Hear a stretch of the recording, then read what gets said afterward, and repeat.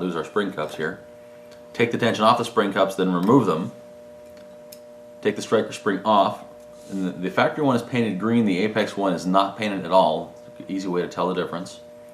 Put the Apex spring back on. Put one cup back on. Oops, not drop the other one.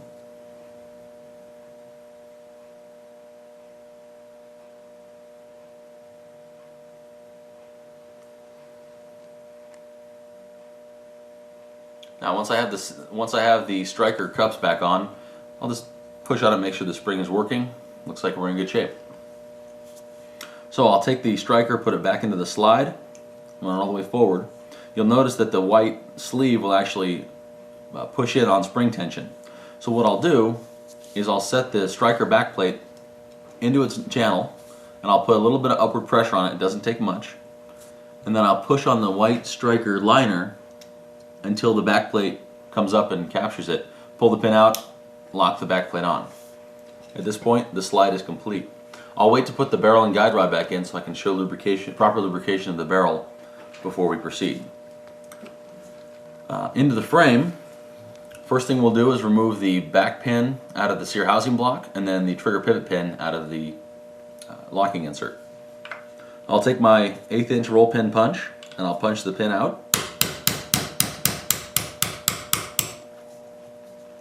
Set that pin aside. Once you get your pin punch pulled out of the frame, the easy way to remove the sear housing block is to take the side of the pin and go between the slide rail and the frame itself.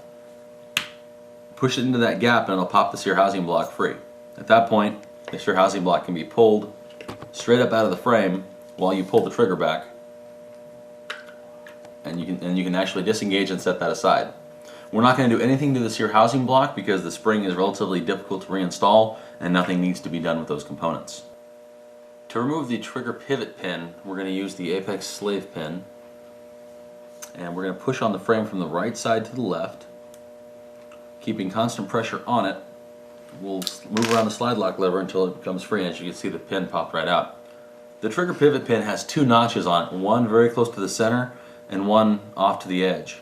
Those 2 notches need to be off to the left side of the frame when you reinstall the pin. That's why we remove it from the right to the left. They lock into the trigger return spring and to the slide lock lever. So we'll set this pin aside for now. We'll pull out the Apex slave pin. Once that's out, the locking insert will pop right out, as well as the slide lock lever and the trigger bar. We'll set the frame aside. At this point, we will remove the trigger return spring from the trigger bar. You'll notice that the top of the trigger